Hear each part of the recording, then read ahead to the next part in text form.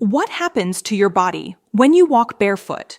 Could your everyday shoes be quietly working against you? It sounds unlikely, but the footwear most people wear daily, thick, cushioned, and heavily supportive, may be gradually weakening the very feet it claims to protect.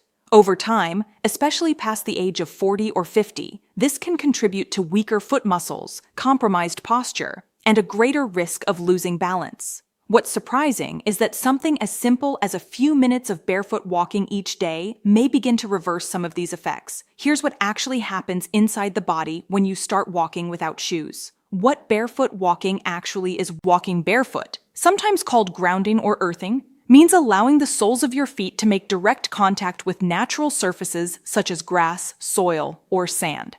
This isn't a modern wellness trend. For the vast majority of human history, people walked barefoot or with only minimal foot covering.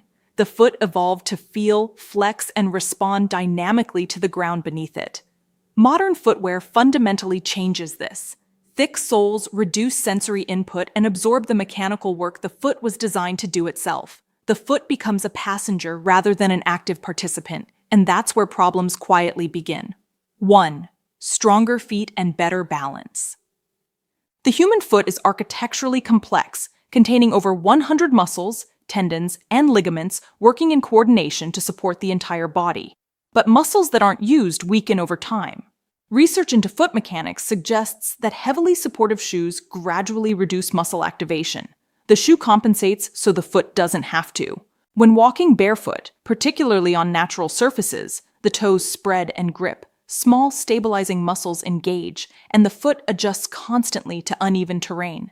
Over time, this rebuilds foot strength and improves balance, a benefit that becomes increasingly important after 50, when the risk of falls rises considerably. 2. Better posture, healthier knees, and a happier back. The feet are the body's foundation, and like any foundation, small irregularities travel upward. Most conventional shoes feature a slightly raised heel. It may seem insignificant, but that subtle elevation shifts body weight forward, gradually altering gait mechanics and how joints absorb pressure across the knees, hips, and lower back. Barefoot walking encourages a flatter, more natural foot strike and more even weight distribution. Biomechanical research suggests this pattern can reduce joint stress, particularly in the knees, and support better alignment throughout the entire body. 3. A calmer nervous system. The soles of the feet are densely packed with sensory nerve endings, thousands of receptors continuously transmitting information to the brain.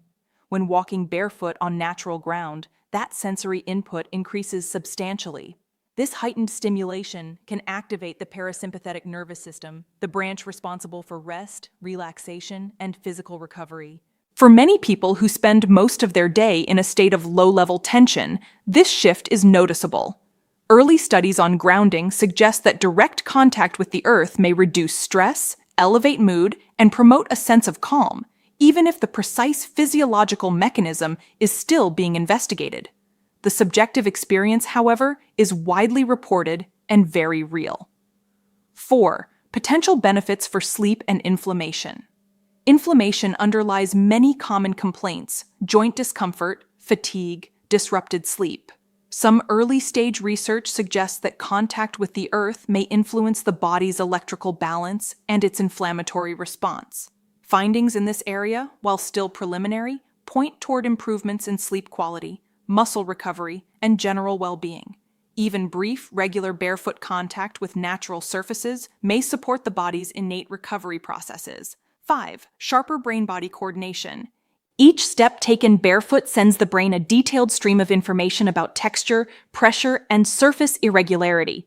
This continuously refines what's known as proprioception, the body's internal sense of position and movement in space.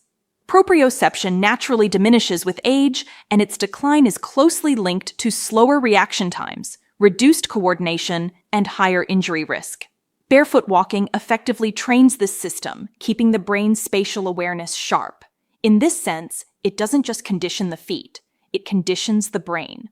The risks worth knowing barefoot walking carries genuine benefits, but it also comes with real risks that shouldn't be dismissed. Sharp objects, bacteria, and fungi present obvious hazards on many surfaces.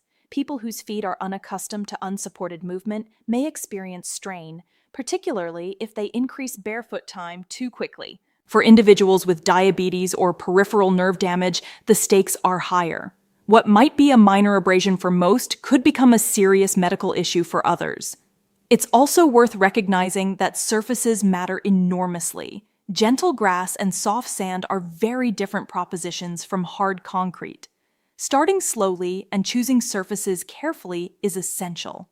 How to begin safely? The approach is straightforward. Start small. 5 to 10 minutes at a time on soft grass or sand is enough to begin. The goal isn't to push through discomfort. It's to allow the feet to gradually reawaken and adapt to movement they were designed for all along. Consistency matters more than duration. A short barefoot session most days will accomplish far more than occasional longer outings. Over time, feet that have been underused for years will grow stronger, more flexible, and more responsive. The ground will start to feel informative rather than foreign. The bigger picture.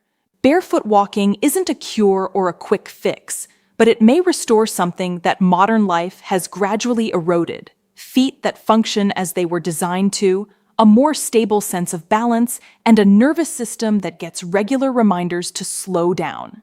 The changes that matter most for long-term health are often the simplest ones, and sometimes the most grounding thing you can do, literally, is take off your shoes.